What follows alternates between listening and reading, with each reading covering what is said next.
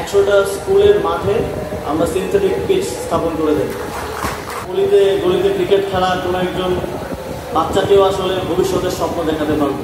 আমি বিশ্বাস করি আগামীর দিনগুলোতে আমাদের সম্ভাবনা আছে, সুযোগ আছে। বিসিবিকে একটা বিশেষভাবে ধন্যবাদ দিতে চাই আজকে বাংলাদেশের ক্রিকেটারে একটা মাহেন্দ্রক্ষণে আমাকে এখানে আমন্ত্রণ করার জন্য এবং আপনাদের সাথে এই অভিজ্ঞতাটা শেয়ার করার সুযোগ করে দেওয়ার জন্য।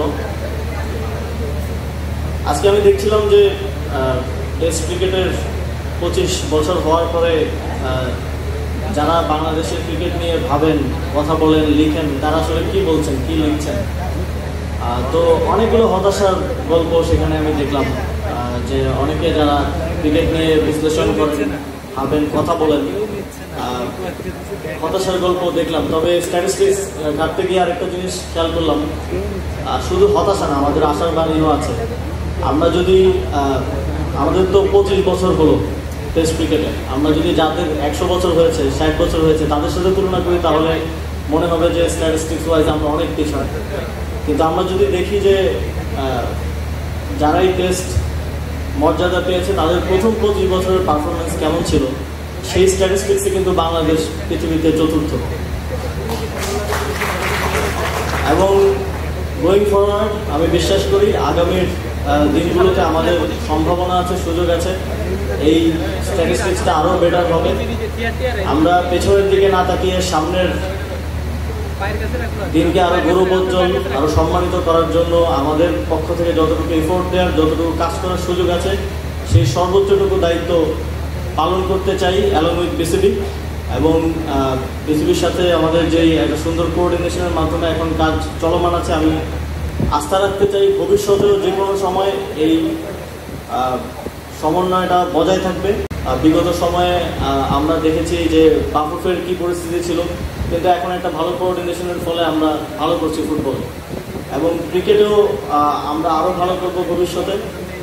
এবং বাংলাদেশের সম্পূর্ণ স্পোর্টসের একটা নতুন করে রিব্র্যান্ডিং প্রয়োজন, সেই জন্য আমাদের সকলকে একসাথে কাজ করতে হবে। আমি দায়িত্ব পাওয়ার পর থেকেই আমাদের সবচেয়ে বড় যে চ্যালেঞ্জ, যে আমাদের সকল স্পোর্টস শুধু ঢাকা কেন্দ্রিক, কিন্তু আমাদের খেলোয়াড়রা আসে একদম প্রান্তিক অঞ্চল থেকে। এই যে চ্যানেলটা, এটা আরও সুন্দর করার জন্য আমাদের প্রয়োজন বিকেন্দ্রীকরণ। তবে যখন প্রথম ক্রিকেট বোর্ডে পরিবর্তনটা হয় অন্তর্বর্তীকালীন সরকার দায়িত্ব গ্রহণ করার পর, তখন আমি দুটা জিনিস চেয়েছিলাম, এর মধ্যে একটা ছিল বিকেন্দ্রীকরণ। তবে আজকে সেটা ক্রিকেট বোর্ডের অন্যতম গুরুত্বপূর্ণ এজেন্ডাভুক্ত হওয়ার কারণে, এবং যখন আমি দেখলাম যে ক্রিকেট বোর্ডের নবনির্বাচিত প্রেসিডেন্ট তিনি বিভিন্ন অঞ্চলে, বিভিন্ন জোনে গিয়ে গিয়ে বিকেন্দ্রীকরণকে প্রমোট করছেন, এবং ক্রিকেট বোর্ড আজকে যে ঘোষণাটা দিল 4টা জোন করে সেখানে মিনি বিসিবি স্থাপন করা, আমার মনে হচ্ছে যে বিকেন্দ্রীকরণের যে উদ্যোগ বা যে কথা আমরা বলছি সেটা বাস্তবে রূপান্তরিত হচ্ছে।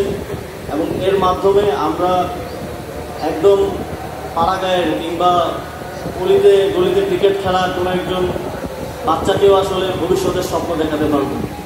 তাকেও আমরা এই বিশ্বাসটা দিতে পারবো যে সে যদি ভালো করে, তার মধ্যে যদি ট্যালেন্ট থাকে, সঠিক পরিচর্যার মাধ্যমে তাকে আমরা বাংলাদেশ দলে খেলার সুযোগ করে দিতে পারবো।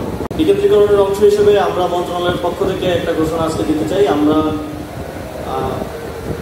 ইনফ্রাস্ট্রাকচার ডেভেলপমেন্টের জায়গা থেকে আমাদের, আপনারা জানেন স্কুল ক্রিকেট, অনেকগুলো স্কুল ক্রিকেটে ভালো করে, আমরা সেই জায়গা থেকে একটা অ্যাসেসমেন্ট করে বিসিবির সহায়তা নিয়ে 100টা স্কুলের মাঠে আমরা সিনথেটিক পিচ স্থাপন করে দেব।